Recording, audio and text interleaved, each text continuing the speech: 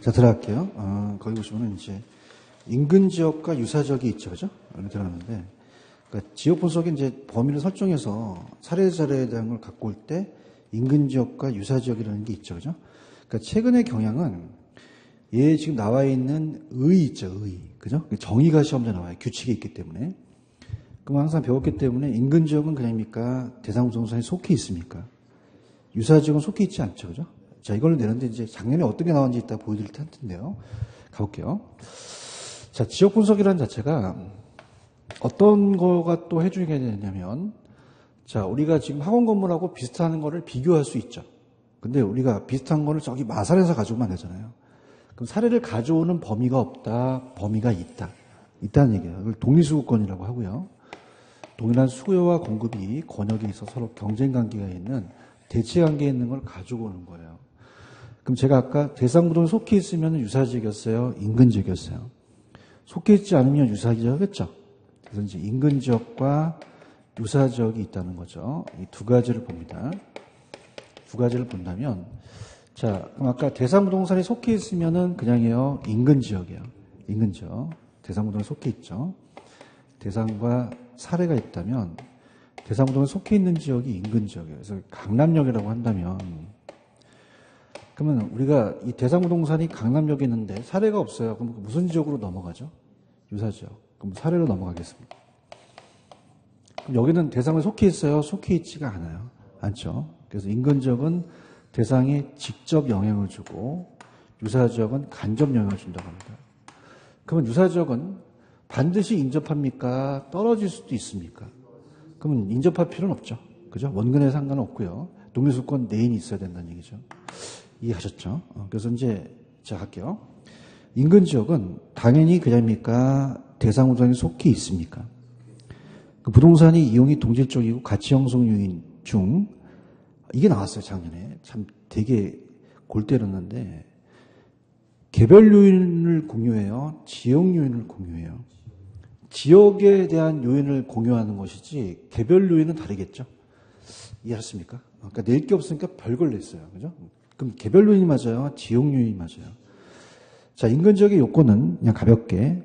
자, 인근 지역은 그냥 대상이 부동산에 속해 있어요.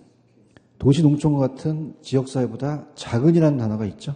그것만 체크하세요. 그 다음에 미음원가 넣으시면은 어떻게 돼요? 우리 부동산, 대상부동산이 가격 형성에 간접 영향을 준다, 지점 영향을 준다. 인근 지역은 고정적입니까? 경직적 아니라 항상 유동적, 가변적 변화입니까? 변하죠.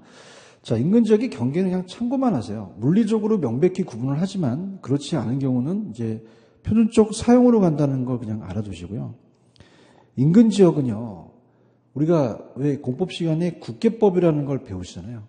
용도 지역과 반드시 일치하는 것이다, 일치하는 것은 아니다. 일치하지 않을 수도 있고 아닐 수도 있다는 거죠. 여기다가 이제 밑줄 쳐보세요. 인근 지역의 범위가 지나치게 확대되면 가격 순위 판정이 어렵고 지나치게 축소되면 사례자를 구하기 어렵다고 되어 있나요? 자, 이거 무슨 말이냐 보세요. 인근 지역이 너무 넓어요. 그럼 사례가 적어요? 사례가 많아요. 근데 신뢰성은 떨어지죠. 가격 수준은 신뢰성이 없다는 얘기죠. 근데 좁으면 사례는 많아요? 사례는 적어요. 근데 가격은 신뢰성이 있다는 얘기죠. 요거 이해 가시겠습니까? 요거는 나왔었거든요. 한번 내보시고요. 자, 유사지역 갑니다. 유사지역은 대상부동산에 속해 있다, 속하지 아니한다. 인근지역과 유사한 특징을 갖는 지역을 말하죠. 근데 인근지역과 지리적 위치는 다르나 용도적, 기능적 유사하지만 제일 중요한 건 유사지역이라고 해서 반드시 가까이 있어야 되는 건 아니죠. 거리에 가깝다, 멀다는 것은 아니라는 얘기죠. 그런가요? 동일수급권은 의 밑에 대상부동산과 대체 경쟁 관계가 있는 가치 형성이 서로 영향을 미치는 요인인데요. 그런 존재하는 권역인데 인근지역, 유사지역도 포함이 안 된다, 포함이 된다. 포함된다 그랬죠? 그다음에 이제 후보지와 이행지의 주변 용도지역은 이따가 해드리겠는데 밑에 가시면 동일수급권에 대한 판정이라는 단어가 있죠. 여기 이제 말씀을 드리면 주거지는 그냥입니까? 통근이 중요합니까? 그래서 우리가 주거지는 통근이 가능해야 돼요. 무슨 말이냐? 자, 우리가 보통 서울에 수도권 지역의 경기 지역은 1시간 내면 거의 오잖아요. 그럼 4시간 걸리면 안 된다는 거죠. 통근이 유사한, 그죠? 통근 가능한 범위고요. 출생, 생육, 기타, 지역적 선호, 사회적 지위 명성에 따라 대체한계가 성립되면서 넘겨보시면은 범위가 좁아지기도 하죠. 자, 그 다음에 이제 배우지라는 것은, 자, 우리가 상업지는 상권이 중요해요. 그 상권을 배우지라고 하거든요. 자, 그러면 그냥입니까? 배우지를 기초로 합니까? 그럼 거기 보시면 고도상업지과 보통상업지라는 게 있죠. 고도상업지는 동대문 남도면 시장은 전국에서 다 오잖아요. 근데 보통은 우리 집 동네 슈퍼마켓이에요. 그럼 어디가 더 크겠어요? 고도가 더 크겠죠. 공업지는 생산과 판매에 관한 비용으로서 거의 생산비가 비슷한 지역인데 자동차, 울산 자동차 공장은 대규모죠. 그러니까 전국을 다 커버하겠죠. 농지는 농지에 대한 통상적인 농업경이 가능한 거고 임지도 통근 경작의 빈도가 낮은 편인데 농지 유사한데 제가 왜 빨리 갔냐? 그냥 후보지 이행지 있죠. 거기에 포커스를 맞추세요. 무슨지? 자, 이제 일로 올게요. 자, 우리가 자, 후보지라는 것은 지역 내입니까? 지역 상호간입니까? 상호간에 바뀌죠. 농지가 내 택지에 대한 상업지로 바뀌는 거죠. 바뀌는 과정 중이고요. 이행지는 자, 우리가 주거지가 상업지로 바뀔 수 있죠. 바뀌었어요. 바뀌는 과정 중이에요. 근데 반경평가사는 장래가 중요하죠.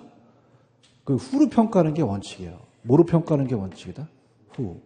그러면 상업지로 다 편입이 되거든요. 그럼 주변 용도 지역도 포함이 돼요. 그런가요? 근데 원칙만 있어요? 예외도 있어요. 자, 원칙은 성숙도가 빠르거나 빨리 바뀌면 전으로 간다, 후로 간다. 후로 가는 게 원칙이에요. 근데 우리가 성숙도가 낮아서 바뀌는 게 좀 늦어요. 그럼 전으로 간다, 후로 간다. 전으로 가는 거죠. 이해 갔나요? 맞아요? 그래서 우리가 만약에 갑돌이가 지금 고시생이에요. 그러면 판사와 검사가 됐나요? 바뀌는 과정 중인가요? 그러면 어떻게 됩니까? 지금 1순위가 따라붙는 거는 얘한테 잘하는 거는 그냥요 판사와 검사의 가치가 있어요. 그럼 전으로 평가합니까? 후로 평가합니까? 그럼 얘가 싣고 다니는 쓰레빠가 쓰레빠로 보여요? 고급 승용차로 보여요? 추리닝이 고급 저택으로 보이죠? 그러면 전으로가 원칙은 후야. 근데 그냥이야 예외가 있어. 10년째 안 바뀌어요. 그러면 승용차로 보여요? 쓰레빠로 보여요? 그거죠. 맞습니까? 그러니까 후보지와 이행지는 원칙이 전한 후인데 전으로 할 수도 있다는 얘기예요. 맞나요? 그래서 전 페이지 가보세요.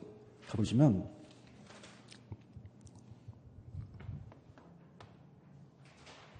전 페이지 아까 주변 용도지 후보지 이행지라는 게 있나? 487페이지. 밑에.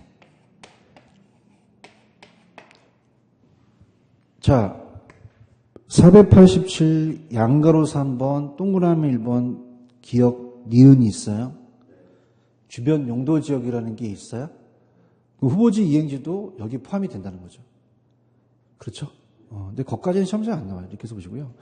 그 다음에, 자, 그 다음 페이지 문제를 풀려면, 이게 지금 저자분이 앞쪽에다가 해놓으셨는데, 인근 지역의 사이클 패턴이 페이지로 가시면은, 페이지 98페이지로 한번 가보세요. 가시게 되면은, 자, 98페이지 가시면, 인근 지역의 수면 현상이라는 게 있나요? 찾았습니까? 자, 인근 지역도 안 변해요? 변해요. 변하죠. 그렇죠? 그러니까 인근 지역의 수면 현상이에요. 그죠? 라이프 사이클. 자, 그럼 밑에 이제 그림을 보게 되면요. 자, 그림을 보기 전에 자, 인근 지역에 대한 건 아까 다 얘기를 했죠. 그다음에 인근 지역의 수면 현상은 어떻습니까? 거기 밑에 보시면 지금 5단계가 있죠. 몇 단계가 있다? 그래서 성장기, 성숙기, 쇠퇴기, 천이기, 악화기라는 게 있거든요. 그럼 처음 하니까 들어보세요. 자, 우리가 이제 이게 내용 연수입니다. 100년 단위로 오는데 제도적인 게 아니라 생태학적 측면에서 동질적이고 동시적으로 이제 개발이 되는데 지가입니다. 그럼 어느 지역이 막 재개발, 재건축되면 그냥입니까? 지가가 막 상승합니까? 성장기가 되겠죠. 그럼 성장기는 어떻습니까? 신축 부동산의 거래가 되고 좀 소득 수준이 높은 사람, 적은 사람이 들어오죠. 상향여가라는 거 기억나세요? 무슨 여가? 상향여가가 활발한 거죠. 그러면서 성장한 다음에 성숙하죠. 일정 기간이 지나면 성숙기로서 안정기에 접어들어요. 집가 수준이 안정되어 있고 가장 최고죠. 여기서부터 이제 중고부동산이 거래가 되는데, 자, 어떻습니까? 어느 지역을 가시게 되면은 재개발을 해야 되는데 안 하게 되면 계속 지가가 떨어지죠. 그래서 우리가 경제적 내용연수가 다 되고 유지관리비가 많이 들어가요. 세태기로 간다면 세태기는 하향여가가 시작합니다. 하향여가가 시작이 되고 재개발이 시작이 돼요.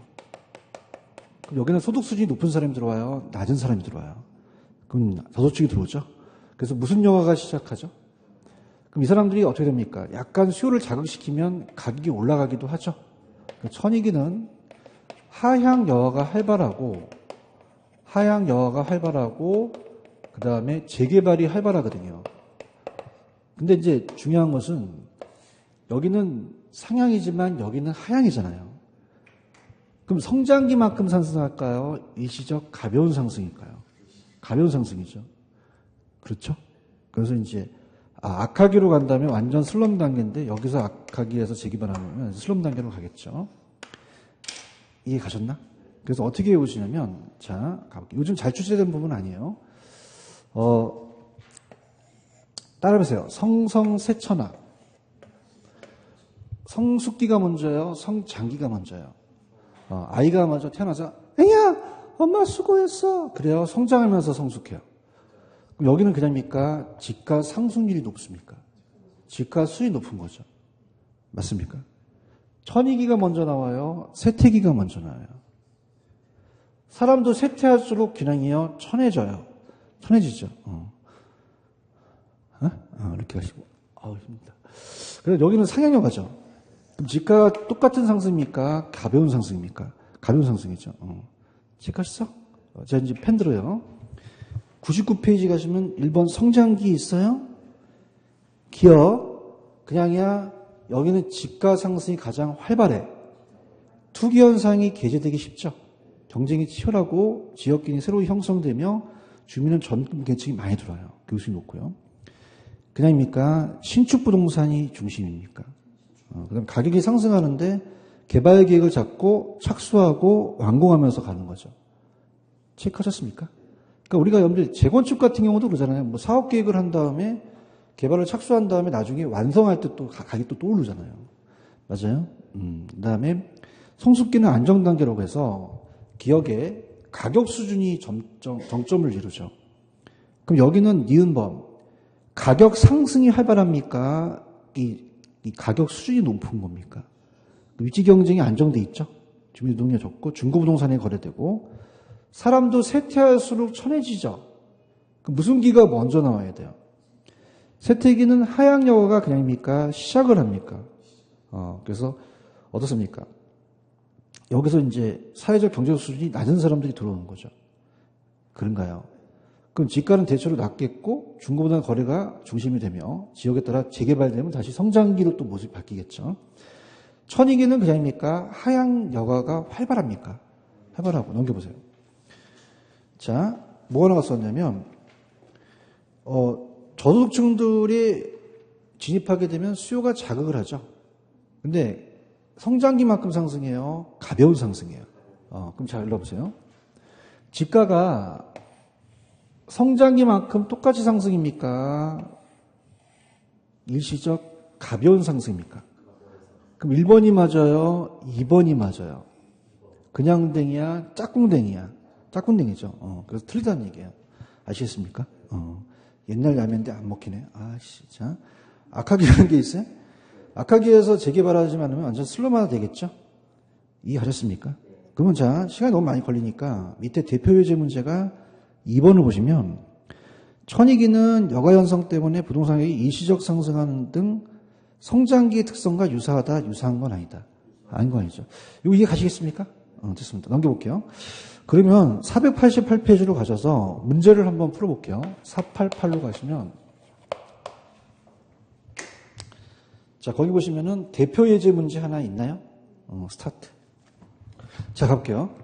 드려볼게요. 자, 들어가겠습니다. 자, 아까 성수조가 낮다는 거는 저 보세요. 아까 판사와 검사가 바뀌어 10년째 안 바뀌어. 이게 바뀌어 안 바뀌어? 안 바뀌죠. 그럼 승용차로 보여요? 쓰레빠로 보여요? 그럼 전환 후야 전이야? 전 이렇게 하는 거죠. 이해하셨습니까? 그러니까 이거예요. 농지가 택지로 바뀐다, 농지가 상업지로 바뀐다는 발표를 하자마자 10년째 안 바뀐다는 거죠. 그 평가사는 상업지로 보입니까? 농지로 보입니까? 돈으로 보인다는 거죠. 얘기 좀 하세요. 자, 이번 어떤 분석이 먼저 보세요? 개별 분석은 지역 분석, 자, 어떻게 돼요? 지역 분석은 개별 분석 후입니까? 지역 분석이 먼저입니까? 인근 지역은 항상 고정 쪽이에요? 유동 쪽이에요? 자, 봐봐. 성성세천학에서 가격 수준은 어디에서 제일 최고로 높죠? 성수기에서 높죠. 여러분들 화이팅. 인근 지역은 대상이 속해 있어요? 속해 있지가 않아요? 속해 있죠. 오케이? 이렇게. 되셨어요? 넘기세요. 감정평가가 어려워요. 490페이지로 가봐요. 490페이지로 가시면은 아까 박스의 원칙에 박스에다가 그다음에 적합의 원칙, 균형의 원칙 되는데 요거 한번 풀어봅시다. 아까 제가 15번 프린트 보시면 15번하고 16번, 17번 15, 16, 17 한번 안 풀었네. 15, 16, 17 제가 필기할 동안 15, 16, 17을 풀어보세요. 자, 이제 15번 좀 어려운데요. 감정평가 절차상 지역분석과 개별분석에서 자, 지역분석과 개별분석이 바뀌었어요. 그다음에 개별분석에서는 어느 분석에서 파악한 자료로 지역분석 파악한 자료로 채용을 판정한 거죠. 이해 가셨습니까? 그 다음에 봐봐. 내가 아까 이 지역분석은 표준이 나오니까 가격이 나와야 돼요? 수준이 나와야 돼요? 수준이 나오죠. 그래서 가치 수준이 나와야 되죠. 구체적 가치가 아니죠. 그런가요? 자, 우리가 감정평가 이론상 지역분석은 인근지역, 유사지역까지 분석한다는 건 맞잖아요. 얘기해봐요. 근데 부동산을 분석합니까? 지역을 분석합니까? 그럼 대상 지역에 대한 그 표준적 요금을 판단해서 가치 수준을 판정하는 거죠. 그런가요? 이해 갔어요? 그다음 70번. 대상 분석에 속해 있어요. 그럼 유사지역이에요? 인근지역이에요? 인근지역이라는 거죠. 이거 아시겠습니까? 그 다음 이제 넘겨보시면은 아까 제가 페이지 아까 490페이지 가시면 490페이지의 박스에 적합과 균형을 안 했죠. 근데 1, 2월 달에 제가 여러분한테 말씀드리면 적합과 균형이 제일 잘 뜨고 491페이지 가시면 균형과 적합의 별표가 쳐 있죠. 거의 이 두 가지에서 시험 문제가 나와요. 그죠? 그래서 간다면 넘겨보세요. 먼저 페이지로 가시면은 교재 497페이지로 가시면 균형의 원칙이라는 게 있어요. 균형의 원칙. 균형 찾으셨습니까? 494페이지. 균형. 별표가 쳐 있죠. 그 내부적인 관련 원칙입니다. 그래서 제가 1, 2월 달에 이거와 이거를 말씀드렸는데 만약에 20층짜리 빌딩에 지하 주차장이 없는 건 따라서 기능적 감가. 그 외부 환경이 잘못돼서 그래요? 내부가 잘못돼서 그래요? 내부. 그러니까 내부 구성 요소가 안 맞거든요. 생산 요소간. 결함을 이룹니다. 그럼 이건 자체니까 지역 분석이에요? 개별 분석이에요? 지금 균형의 원칙은 보고 있는 거예요? 찾으셨어요? 그럼 부동산 유용성이 최고도로 발휘되기 위해서 외부다, 내부다. 내부, 균형을 이루는 원칙입니다. 그게 안 맞으면 균형의 원칙이 안 맞다는 거죠. 그래서 채용에 대한 내부적 구성 원칙이고, 자, 밑에 감정평가의 적용에 균형의 원칙은 내부 구성 요소에 대한 개별 요인 분석이죠. 지역 분석이에요? 개별 분석이에요? 그 다음에 C에 보시면은 내부 구성 요소 간의 불균형은 기능적 감가라는 단어가 있나요? 찾으셨습니까? 그 다음에 496으로 가시면 적합의 원칙으로 갈게요. 496입니다.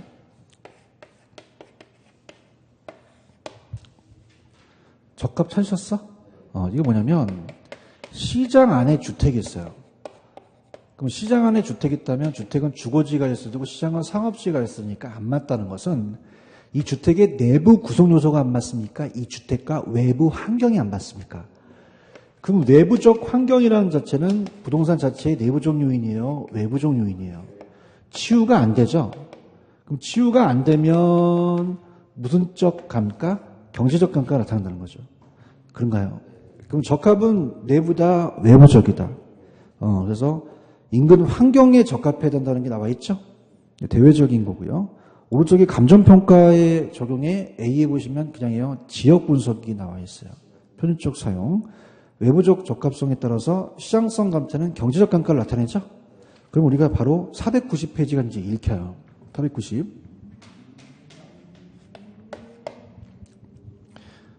적합과 균형이라는 단어가 있죠.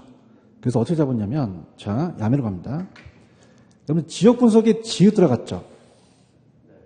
적합에 지읒 들어가죠. 따라서 경제적 감가. 이렇게 잡으셔야 됩니다. 맞나요? 그 다음에 개별 분석에 기억 들어갔죠. 균형에 기억 들어가죠. 따라서 기능적 감가. 이걸 두 가지를 바꿔낼 수가 있다는 거죠. 열심히 하세요.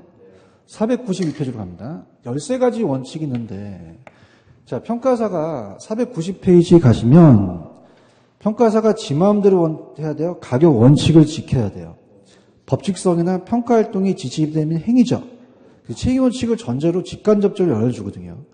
그 오른쪽 가시면 최응의 원칙이라는 단어가 있나요? 찾으셨어요?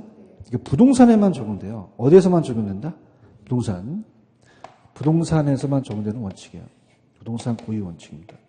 자, 거기 보시면은 부동산에만 적용되는 원칙이라는 단어가 있나요? 자, 이거는 가격제 원칙에서 일반 경제 원칙에서 따왔거든요. 자, 봐봐. 얘 부동산이야, 일반 재화야. 얘는 채용이라는 말을 쓸 수 없네? 그렇죠? 얘는 그냥이야, 용도가 정해졌어. 뭐 하는 물건이야? 지운된 물건이지. 지우다가 여성분들이면 분바는데 쓰나? 웃지도 않아. 그럼 얘는 채용할 필요가 없죠. 대답해봐. 그 토지는 그냥이야, 용도가 다양해. 이렇게 부동산에만 나타나는 원칙이야. 어디에서만 나타나? 부동산에만. 찾으셨어? 그 다음에 강남역은 상업용이니까, 상업용지니까 상가를 지어야 되죠? 그럼 채용 원칙은 주관적입니까? 객관적입니까? 아니, 객관적으로 되어 있잖아요, 거기요. 찾았습니까? 누구나 봐서 객관적이고 양식과 동산의 사용을 가진 사람의 합리적, 합법적인 최고 최선이라고 되어 있죠? 강조되는 것은 따라서 용도의 다양성. 넘기세요. 넘기시면은, 채용에 대한 것은 그냥입니까? 합리적이어야 됩니까? 경제적으로 합리적이고, 그냥이 돼요? 합법적이어야 돼요. 물리적으로, 기술적으로 맞아야 되죠? 그러니까 경험적으로 증거가 뒷받침돼서 최고의 수준을 올릴 수 있도록 가야 된다는 건데, 참고만 하시고, 밑에 가시면 3번에 채용 사용의 관련 원칙이라는 단어가 있나요? 자, 갈게요. 전체적인 한번 크게 보여볼게요. 자, 채용 원칙에 전제가 된다, 토대가 된다는 게 있어요. 거기 보시면 토대가 되는 원칙이라는 단어가 있어? 자, 봐봐. 채용 원칙이 되려면 그냥에 대어 장래까지 예측을 해야 돼요. 그러면 현재가 아니라 채용은 장래까지 봐야 된다는 얘기죠. 과거, 현재, 미래가 바뀌니까 그걸 토대로 채용 원칙을 따지라는 거죠. 맞나요? 그래서 우리가 이따 변동과 예측을 볼 거고요. 자, 그 다음 갑니다. 자, 거기 보시면은, 내부적 요인에 아까 균형의 원칙 기억하십니까? 그 다음에 건물이요, 수익이 체증해요, 체감할 수도 있어요. 체감할 수도 있죠. 그 다음에 이제 수익을 배분시키고, 그 다음에 기여라는 단어가 있죠. 자, 이건 따라서 내부적인 요인이고, 아까 적합은 내부였어요, 외부였어요. 경제의 원칙도 이따가 얘기해 주고요. 근데 직접적으로 토대가 되거나 외부적이나 내부적이 아니라 경제의 원칙에 관련된 간접적인 원칙이 있어요. 자, 따라서 수요 공급의 원칙. 아까 가격의 이중성이라는 거 기억나시죠? 그 다음에 대체의 원칙이 있어서 13가지 기회명이 있긴 한데, 나중에 이제 있으면 해드리고, 13가지 원칙이라는 거예요. 그 오른쪽 가시면 변동과 예측이라는 토대가 되는 원칙이라는 단어가 있나요? 자, 변동과 예측을 이제 보는데, 봐봐요. 여러분들, 과거와 현재와 미래가 똑같아요. 시점에 따라 가격이 달라요. 그럼 우리가 아까 기준 시점이라는 거 아시죠? 그럼 시점이라는 게 나오면 무슨 원칙 찍으셔야 돼요? 변동. 과거와 현재를 예측합니까? 미래를 예측합니까? 그러면 장래라는 게 나오면 예측을 찍어야겠죠? 그럼 얘는 변동한다는 게 나오고 얘는 예측한다는 게 나오거든요. 할게요. 처음이니까. 변동의 원칙 의의 있어요? 자, 모든 현상은 자연 법칙에 의해서 항상 그냥입니까? 변합니까? 그러면 부동산의 유용성도 내외적인 요인이 변하죠? 부단히 변동함으로. 그지? 자, 따라보세요. 변화, 변동, 무슨 원칙이니? 변동의 원칙이죠. 맞아요? 그 다음에 디귿에 보시면은 감정평가의 적용에 따라보세요. 기준 시점. 그럼 기준 시점을 명확히 된다는 건 예측이에요? 변동이에요?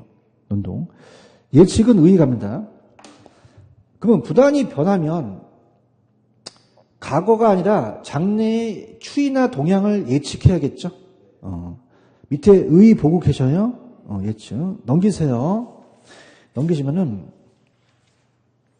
자, 내부적인 관련 원칙 균형까지 갔었죠? 다른 것들은 그냥 용어만 아시면 돼요. 수익 체감이라는 것은요, 이거 보세요. 건물이요, 수익이 계속 체증할까요? 체감할 수도 있을까요? 체감하게 되면 투자하게 되면 안 되죠? 추가 투자. 그래서 그냥 의의만 가세요. 수익 체증 체감이라는 단어가 있어요? 그럼 단위 투자액을 계속 부동산에 투자하게 되면 계속적으로 증가하나? 총수익은 증가되지만 일정한 한계점을 놓으면 그럽니까? 수익도 감소합니까? 다음에 수익 체증 체감. 그럼 디귿번에 보시면은 A. 추가 투자에 대한 적정성 판정이라는 단어가 있나요? 495페이지에 디귿의 A번에 추가 투자에 대한 적정성 판정을 보시고 계십니까? 그러면 체감하면 추가 투자하면 돼요? 안 돼요? 안 된다는 거죠. 이해 가셨어요? 그 다음에 수익 배분의 원칙이라는 게 있어요? 수익 배분은 들어보세요. 자, 생산 요소가 투입돼요. 그러면 토지, 노동, 자본, 경영이 투입되면은 이 생산 요소에 대한 대가를 지불해야겠죠? 그러면 토지는 지대를 수익을 배분하고 노동은 임금을 배분하고 자본은 이자를 배분하고 경영은 이윤을 배분한다는 거죠. 자, 토지는 움직입니까? 안 움직입니까? 그럼 부동성 때문에 가만히 있어도 지대가 나오죠? 근데 노동력 같은 경우는요, 임금 안 주면 그냥 다른 데로 이직할 수 있어요. 그럼 얘를 배분하고 나중에 토지에 남는다는 얘기죠. 그래서 따라보세요. 토지 잔여법. 그냥 따라해요. 토지 잔여법. 그 토지가 나중에 남는다는 얘기죠. 그래서 우리가 순수익 산정할 때 쓰는 거거든요. 그런가요? 그럼 여기는 그냥이야 수익 배분이 들어가. 495페이지 3번의 기억의 보고 계십니까? 토지, 자본, 노동, 경영 각 생산 요소에 발생하는 총 수익이라는 단어 있죠? 동그라미 치면 이들 각 요소에 따라서 배분, 따라서 수익 배분 그 안에 들어가 있죠?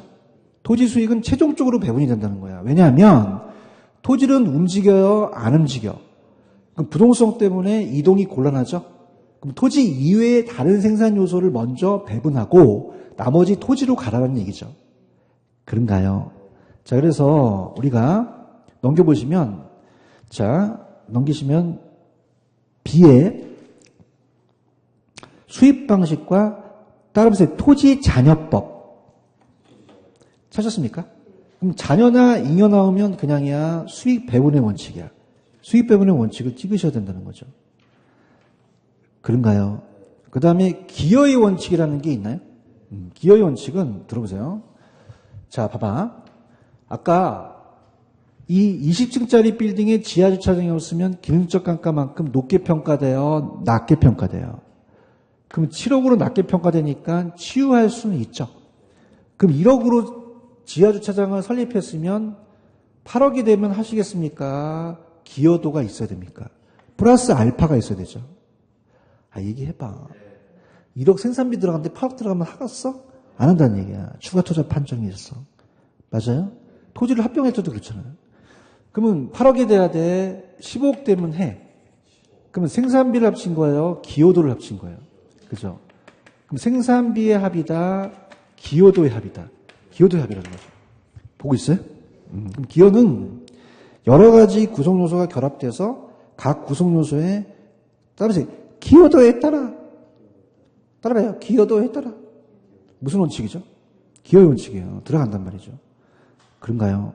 그럼 어떤 부분에 당해 부동산의 전체 수익의 가격에 어느 정도 기여하겠다는 부분과 전체에 대한 균형의 원칙에 선행한다는 단어가 있죠? 무슨 말이냐 보세요. 얘가 선행하고 얘가 후행하는데 만약에 기여가 맞으면 균형의 원칙도 맞는 거죠. 분위기가 안 좋아서 그냥야 기여를 해. 그러면 지하주차장을 설치한 거잖아요. 그럼 균형이 맞는 거죠. 맞나요? 이렇게 보시고요. 그 다음에 디귿번에 A에 보시면 두 번째 추가 투자의 적정성 판정이라는 단어가 있나요? 그러면 기여하면 투자하시겠죠. 수익체증 체감처럼. 그 다음에 C에 보시면 인접토지의 병합분할이라는 단어가 있나요? 내가 1억, 1억을 합쳤어요. 그럼 2억이 돼야 돼요? 3억이 돼야 돼요? 그죠? 합병하는 것도 마찬가지죠. 이해하셨죠? 그래서 이 네 가지가 따라해보세요. 내부.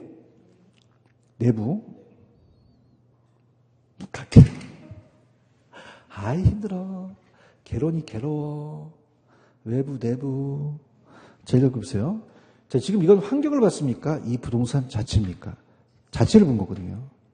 대답하세요. 외부, 내부. 내부죠. 그죠? 지하자산이 없어서 기여를 한 거죠.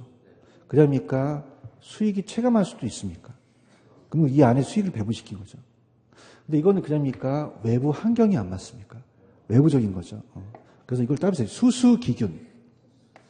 그러면 기여가 먼저 나와야 되죠? 그죠? 근데 제가 헷갈린 게 수익 배분은 기여한다는 거예요? 그 수익을 배분한다는 얘기예요.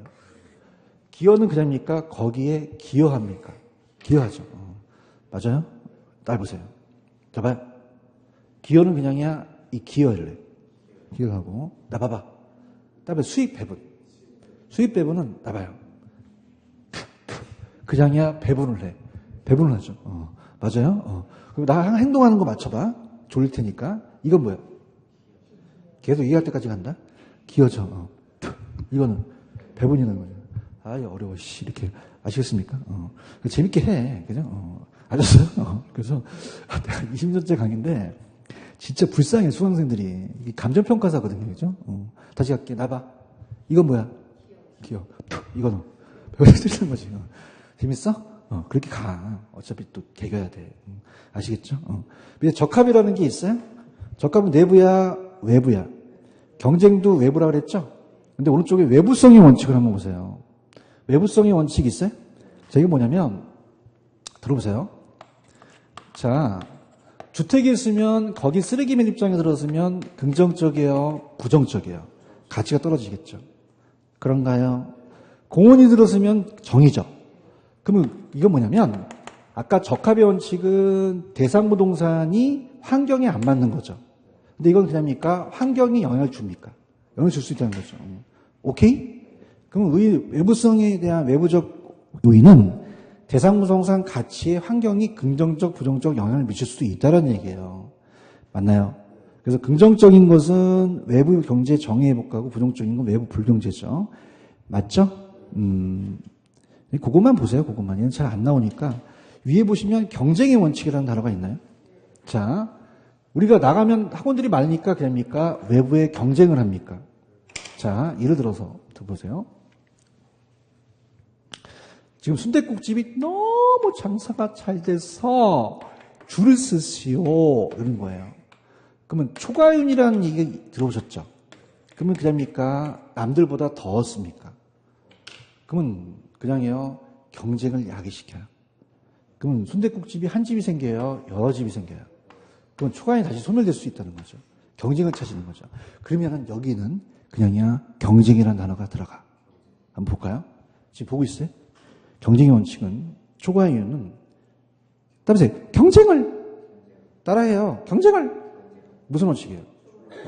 자, 야기하고 따라서 경쟁은 그럼 경쟁이라는 게 들어갔죠. 그럼 경쟁의 원칙을 찍으셔야 돼요. 초과윤이 다시 또 소멸될 수 있다는 거죠. 그런가요? 자, 그러면 이제 넘겨보시면은 자, 498에 가시면은 아까 채용 원칙에 대한 간접적에 관련이 없는 수요 공급은 봤죠? 그죠? 자, 한번 봅니다. 적으세요. 얘 세 개는요, 내부적인 거예요? 외부적인 요인이에요? 외부적이죠. 그럼 우리가 여기 가면은 저기 애들도 있고 경쟁자가 많죠. 나가면 그냥이야 외적들이 맞아. 그다음에 외적과 경쟁하자. 그럼 적합은 내부다 외부다? 외부적인 거죠. 해요. 그다음에 외적과 경쟁하자. 그다음에 외적. 적합은 내부다 외부다? 외부적인 요인이죠. 맞나요? 자, 499페이지 가시면 대체의 원칙이라는 게 있어요.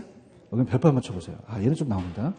대체 원칙도 체의 원칙에 직접적이 아니라 간접적으로 영향을 주면서 관련이 되진 않는데 얘는 좀 잘 나와요. 들어보세요. 자, 이게 대신할 수 있는 거예요. 그죠? 대체할 수 있다는 것은 대신하는 겁니다. 자, 그럼 가볼게요. 아까 동의수권이라는 얘기 들으셨죠? 아까 했잖아. 그 동의수권은 그 안에 서로 비슷한 놈끼리 대체 경쟁 관계가 있는 사례 자료의 최원방권이에요. 그럼 그 장이요 대체예요. 그럼 대신할 수 있죠. 근데 토지는요 물리적인 대체는 됩니까? 물리적인 대체는 안 됩니까? 안 돼요. 물리적으로 다 지형지세가 달라요. 그렇죠? 근데 우리가 지금 대상 부동산이 있고 사례 부동산이 옆 건물에 대한 상가 건물이라면 그냥입니까? 용도는 비슷합니까? 비슷하죠. 지금 상업용도잖아요. 그 다음에 만약에 요즘 5층짜리 같은 경우는 다 엘리베이터가 있죠. 그럼 엘리베이터가 있다는 것은 기능이 유사하다는 거죠. 효용이나. 그런가요? 그냥요 가격도 비슷비슷해요. 가격면의 대체죠. 우리가 기능이나 효용이나 가격면의 대체라는 거죠. 그럼 물리적인 대신이에요? 용도와 기능과 가격이에요. 야! 내가 대신해 줄게. 용기가 없어야 돼? 용기가 있어야 돼? 있어야 대신해 주죠? 그 물리적 대체가 아니라는 얘기죠. 그런가요? 그럼 봐봐. 여러분들, 엘리베이터가 있다는 것은 그냥입니까? 효용은 동일합니까? 그러면 비싼 걸 선택하겠어요? 5억. 싼 걸 선택하겠어요? 싼 걸 선택하죠. 이건 잘하더라고. 가격이 동일하다면 엘리베이터가 없는 거, 있는 거. 효용이 높은 걸 선택하겠죠. 지금 나 대체 원칙 하고 있어요? 지금 보고 있어? 대체성이 있다는 거죠, 가격은. 다른 지화와 부동산의 상호작용에 의해서 우리가 효용이 동일하다면 높은 가격, 낮은 가격. 가격이 동일하면 효용이 높은 걸 선택하죠? 그래서 우리가 밑에 물리적인 대체가 아니라 용도적 관점의 대체라는 거죠. 그런가요? 그 다음에 디귿번이 좀 어려운데 대체 원칙은 감정평가의 3방식이 이론적으로가 된다는 겁니다. 간접법이라는 게 있는데 자 보세요. 따라해보세요. 3방식, 비교 방식, 거래 사례 비교법. 그럼 거래 사례로 비교한다는 것은 어떻습니까? 가장 대체 원칙이 적용되겠죠? 얘기해봐요. 근데 3방식이 다 적용된다는 것이 내가 대상에서 직접 구하면 직접법이고 사례에서 가져오면 간접법이거든요. 자, 만약에 내가 원가 방식으로 원가를 구하는데 자, 자재가 단종됐대요. 구하기가 쉬워요? 어려워요? 어렵죠. 맞아요? 그럼 구하기가 쉽다? 어렵다? 따라서 머리 아파. 그럼 그냥이야 사례로 갈 수도 있어. 사례를 가져와서 대체할 수도 있죠. 얘기해봐요. 자, 수입 방식을 대상에서 구해요. 못 구할 수도 있어요. 그럼 사례로 갈 수 있어요. 3방식이 다 대체 원칙이 적용된다는 얘기입니다. 이해하셨습니까? 마지막, 기회비용의 원칙이라는 단어가 있어요. 기회비용은 한 번 딱 나오는데, 대체 원칙을 전제로 해요. 무슨 원칙을 전제로 한다? 대체 원칙. 들어보세요. 자, 우리가 아까 A와 B가 되려면, 대체 관계라면, 그냥입니까? 용도와 기능과 용기가 있어야 되죠. 그래서 주거용과 상업용, 주거용과 주거용은 가격도 비슷하고 기능도 비슷해요. 근데 틀린 건 뭐냐면 기회비용이라는 것은 포기한 비용을 얘기하는데 여기는 주거지만 사용하고 여기는 상업지인데 상업지를 포기하고 주거지로 갔대요. 그럼 생각해 보세요. 기회비용이 없는 게 낫나요? 있는 게 낫나요?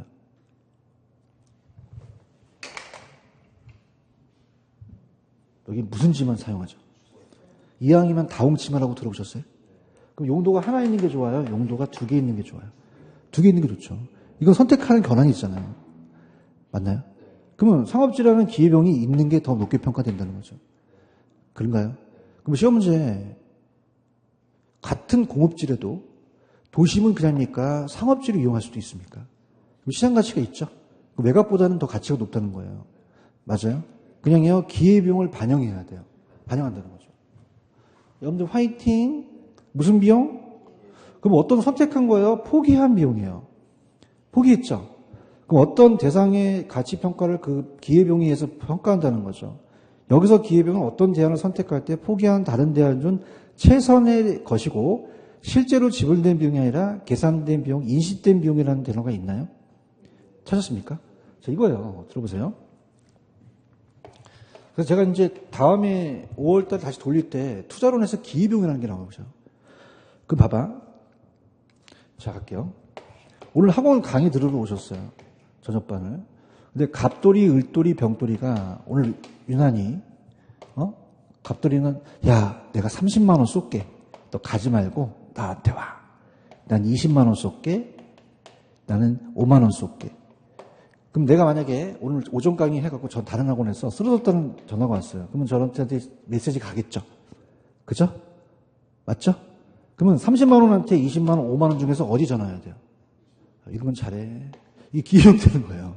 맞습니까? 30만 원은 전화를 안 받아요. 그럼 20만 원한테 전화해야 돼? 50만 원한테 해야 돼? 이게 어려워? 금액이 큰 거 선택해야죠. 얘가 기회비용이 된다는 거죠. 내 웬만하면 안 하려고 했는데. 아시겠습니까? 그러면 이 셋 중에서 그냥입니까? 가장 최대입니까? 다음 최고가 기회비용은. 근데 30만 원을 지불했어요. 생각하는 비용이에요.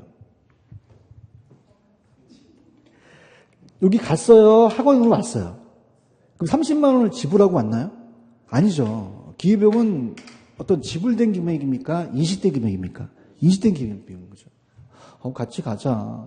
어려운 거 알아. 지불한 금액이야? 인식된 비용이죠. 우리한테. 그러니까 여러분들도 그냥입니까? 인생에 갈림길이 있습니까? 그럼 어떤 걸 선택하면 어떤 걸 포기해야 돼요. 그걸 무슨 비용이다? 그럼 평가가 두 가지 있을 때 기회비용이 있는 게 좀 높은 거죠. 그런가요? 기회비용은 대치의 원칙과 관련되죠? 전제로 간다는 거죠. 아시겠어? 그럼 이제 갈게요. 이제 문제 풀자. 프린터 가보세요. 프린터 가시면은, 자, 9번, 10번, 11, 12, 13, 14 있죠? 쪼르륵 다 풀어보세요. 제가 이제 책에 또 제가 적중되는 것 좀 골라드릴게요. 자, 9번에 가시면요. 자, 지금 이게 9번이 이제 예전에 나왔었는데, 경쟁은 그냥입니까? 경쟁이 들어가야 됩니까? 그럼 경쟁의 원칙은 12번이 경쟁의 원칙이에요. 자, 초과율은 따라서 경쟁을 이야기하면, 따라서 경쟁이 들어갔죠? 그럼 이건 무슨 원칙이죠? 경쟁의 원칙이라는 거죠. 그런가요? 초과는 경쟁을 야기하고 경쟁은 또 초과는 소멸한다는 거죠. 그럼 9번은 적합의 원칙이에요. 무슨 원칙이다? 예전에 나온 지문인데 부동산이 가지는 재특성은 그것이 시장 수요와 일치되거나 주변 토지용이니까 외부적인 거죠. 적합이다. 그 다음에 10번 줘보세요. 줘봐요. 절 보라고요. 이건 뭐죠? 이거는. 그럼 기여는 기여 들어가고 수익 배분, 수익 배분 들어가거든요. 그럼 여기서 보시면 가격제 원칙은 토지, 자본, 노동 및 경영의 각 생산 요소에 의해서 발생된 촌수익이라는 단어가 있어요. 그 제 요소에 배분이라는 단어가 있어요. 다음에 수익 배분. 기여가 아니죠. 대답 좀 해요. 자본, 노동, 경영에 배분된도 나중에 토지 잔여가 남죠. 그 잔여가 나오면 무조건 수익 배분이 원칙이죠. 그다음에 7번 부동산 가격 원칙이 부동산 유용수의 최고도 발휘에 대해서는 그 속한 인근 지역에 대한 속한 지역의 환경이니까 이건 책임 원칙이에요. 적합해야 되니까 적합의 원칙이에요. 적합의 원칙이고 13번 아까 기여의 원칙은 생산비를 전부 합친 거예요. 기여도를 합친 거예요. 기여가치 합이 부동산 가치의 가치에 영향을 주는 거죠? 그런가요? 그러니까 기여가치 합이라고 하셔야 되죠. 이거 이해가셨죠? 그다음에 자 아까 제가 안 지웠어. 어머 지웠네. 큰일 났네. 아까 제가 여러분 봐봐. 아까 여기 보시면은 균형의 원칙이라는 게 있잖아요. 그럼 경제적 감가예요? 기능적 감가예요? 기능적이죠. 그런가요? 구성 요소 간의 균형을 이루지 못하는 것은 경제적 감가다, 기능적 감가다. 기능적 감가라는 거죠. 맞아요? 이렇게 보시면 됩니다. 그래서 진도를 나가는 건 그렇고요. 자, 제가 여러분들한테 말씀을 드리면 거의 시험 문제는 적합과 균형이 나와요. 그죠? 그래서 559페이지로 갑니다. 559. 가시면 이제, 제가 다음 주에는 이제 한 방식을 해드릴 텐데, 559로 가셔서, 거기 보시면은, 5번 문제 하나 있죠? 찾았습니까? 자, 볼게요. 1번. 1필의 토지의 일부분이 도시계획실에 저촉되어 저쪽 부분에 대해서 평가했다. 자, 따라보세요. 1부분. 구분이에요? 부분이에요? 자, 아까 제가 도심지의 공업용지가 동일한 효율을 가지고 있는 외곽지보다, 자, 어떻게 돼? 도심은 그냥입니까? 상업지를 이용할 수도 있죠? 그럼 상업지를 이용하는 것이, 어떻습니까? 상업지를 포기하고 공업지를 이용했으니까 그만큼 기회비용이 된다는 얘기예요. 그러면 이건 그냥입니까? 기회비용의 원칙입니까? 기회비용의 원칙이죠. 1번 찾았죠? 그래서 이렇게 나온 거 기회비용 외에는 거의 적합과 균형이 잘 나와요. 나중에 기출문제를 한번 풀어보시기 바랍니다. 이해하셨습니까? 자, 그럼 넘기셔서 다음 주에 이제 또 제가 시간을 좀 아끼기 위해서 교재로 가시면은 페이지 502페이지로 한번 가보세요. 502페이지로 가시면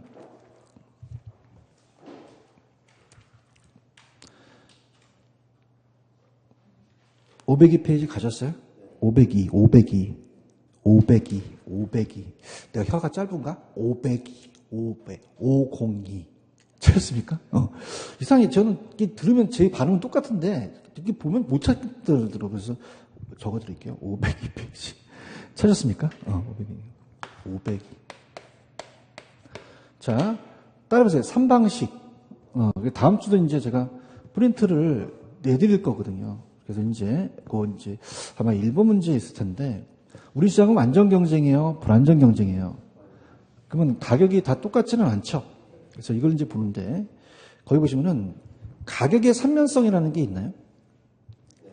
찾으셨습니까? 그럼 제가 이 분필을요, 만드는데 그냥입니까? 비용이 들어갑니까? 그럼 원가가 들어가죠? 공급 측면에서 가격이 매겨지고요. 제가 이 분필을 시장에 나갔더니 100원에 거래되고 있어요. 그냥입니까? 시장성을 봤습니까? 그럼 수요공급의 측면이고, 제가 이 물건을 사서 강의를 하면 염제 수강료를 받죠.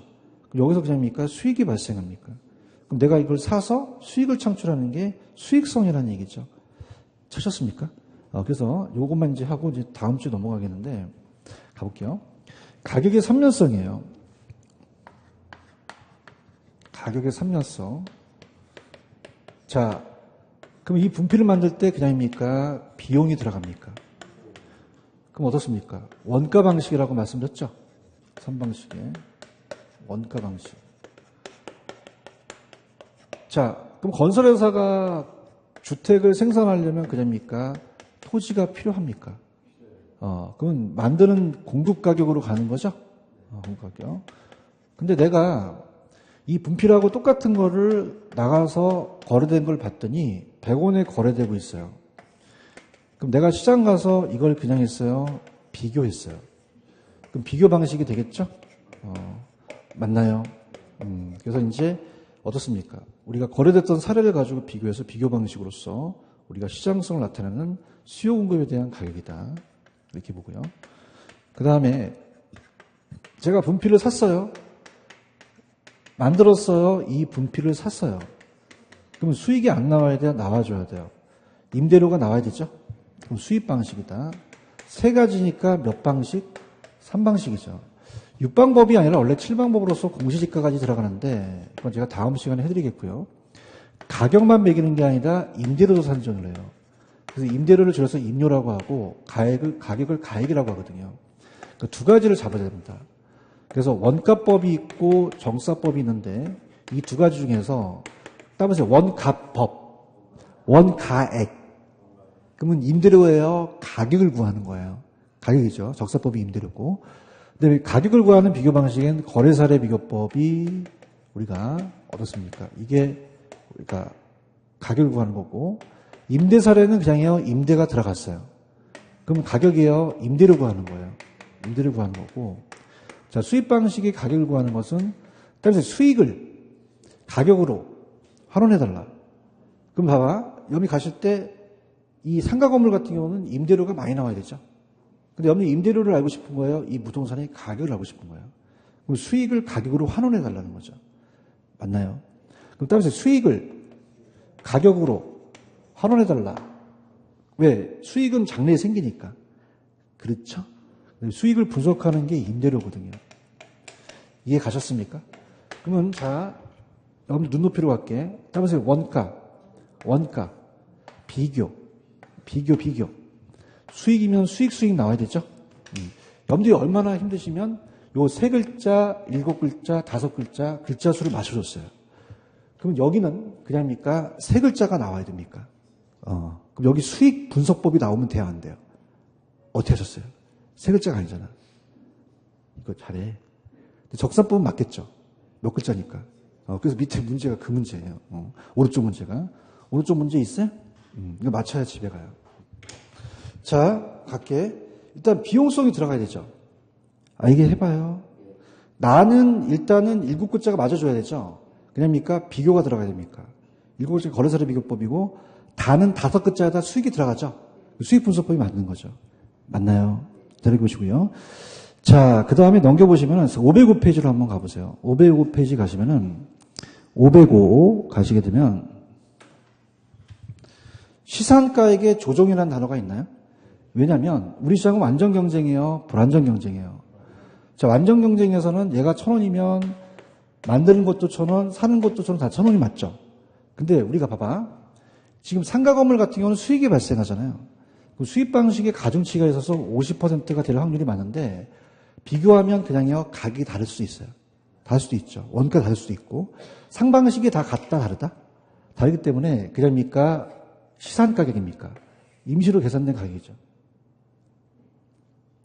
분위기가 안 좋아서 다시 갈게요. 여러분들 봐봐. 차분히 가겠다. 그다음에 수익 방식. 임대료가 많이 나와요. 그럼 70억으로 매길 수 있죠. 근데 그냥입니까? 사례가 65로 거래됩니까? 원가는 50억밖에 안 나는 거죠. 그럼 3방식이 다 같습니까? 틀립니까? 그럼 3면에 대한 등가성이 적용되지 않는다는 얘기예요. 이해 갔나요? 그럼 그냥입니까? 가중치가 있습니까? 그럼 얘가 50%면 얘가 만약에 어떻습니까? 얘가 가중치가 30%고 얘가 20%면은 따라서 곱해서 더한다. 따라서 가중평균. 그럼 가중치가 있겠죠? 그런가요? 그러면 조정이 안 돼야 돼요? 조정이 돼야 돼요? 돼서 이 최종적인 가격을 매기는 거죠. 맞나요? 그럼 읽어볼게요. 505페이지 보고 있어요? 3방식을 그냥입니까? 병용해야 됩니까? 왜냐하면 감정평가를 할 때는 3면성에 대한 것이 병용을 해야 된다는 것은 3면의 등가성이 가격이 일치하지 않아요. 그렇죠? 그래서 나중에 제 프린트 나중에 다음 주 1번 문제입니다. 그럼 시장가액을 그냥 해야 돼요? 조정을 해야 돼요. 3방식에 적용할 때는 시장가액을 상호 관련시켜 재검토한다고 되어 있거든요. 그런가요? 그러면 조정 방법을 간다면 어떻습니까? 아까 제가 산술평균이 맞아요? 가중평균이 맞아요? 그럼 한 가지 방식이 한 게 아니라 다른 방식의 합리성을 가져서 산술평균하면 안 되죠? 그렇죠? 그래서 이제 규칙에서는 이제 밑에 A 보시면은 대상 물건별로 정한 감정평가가 있지만 원래 그지만 주된 방법으로 곤란할 때는 또 다른 방법을 적용할 수도 있다고 되어 있고요. 맨 밑에 가시면은 C에 그렇다고 어떻습니까? 주된 방법이 다른 감정평가 방법으로 산출 시장가액을 조정하여 감정평가를 결정한다고 되어 있죠. 그냥입니까? 조정을 해야 됩니까? 해야 되죠. 넘겨볼게요. 자, 그러면은 넘기셔서 대표 예제 문제 하나가 있죠. 풀어보세요. 자, 여러분 봐봐. 아까 세 방식이 다 가격이 똑같았어요? 달랐어요? 그럼 3면 등가성의 원리가 인정되지 않죠? 얘기 좀 하세요. 그럼 동일하지 않죠? 그럼 수상자가 조정 작업이 필요 없다? 필요하다? 자, 2번. 아까 제가 산술평균이 맞아요? 가중평균이 맞아요? 가중평균이겠죠. 가중평균이라고 고치세요. 그 다음에 3번이 정답인데 시장가액 조정은 평가 시 사용된 자료의 양, 정확성, 적절성을 고려해서 각각의 방법에 그냥입니까? 가중치를 줍니까? 맞죠. 그 다음에 3방식의 평가 방식에 적용한 산출한 가격은요. 지금 70억, 60억, 50억은 아직 조정이 안 됐죠. 그럼 이건 최종 평가 가격입니까? 그냥 시상가액입니까? 시상가액에 해당되는 거죠. 그런가요? 그 다음에 거래 사례, 임대 사례, 수익 사례는 따라서 사례 자료, 확인 자료가 아니거든요. 그럼 확인 자료를 뭐로 고치셔야 돼요? 사례 자료로 고치세요? 무슨 자료로? 사례 자료. 고치셨어요? 그 확인 자료는 뭐냐면 여러분들 등기부등본 아시죠? 그럼 띄는 건 그냥입니까? 권리관계를 보는 겁니까? 권리관계를 보는 게 확인 자료예요. 맞습니까? 근데 사례를 본다는 건 그냥요 사례 자료를 가져가야 돼요. 그죠? 여기까지 보입니다. 되셨죠? 그래서 507페이지의 원가 방식 서부터는 제가 다음 주에 해드릴게요. 그래서 방식을 우리가 감정평가를 9주에 나눠서 하기 때문에 한 2주 동안 제가 해드려요. 그죠? 해드리고 말씀을 드리지만 이걸 다 끝낼 겁니다. 끝내지만 제가 5월 달에는 제 프린트로 나가서 완전히 이제 찍어주는 방식으로 가도록 할게요. 아시겠죠? 그죠? 근데 이 저자분의 책은 제가 최선을 다하기 위해서는 다음 주 이걸 다 끝내야 되거든요. 오케이? 이렇게 합니다. 우리 여기까지만 할게요. 여러분 수고하셨습니다. 감사합니다. 네.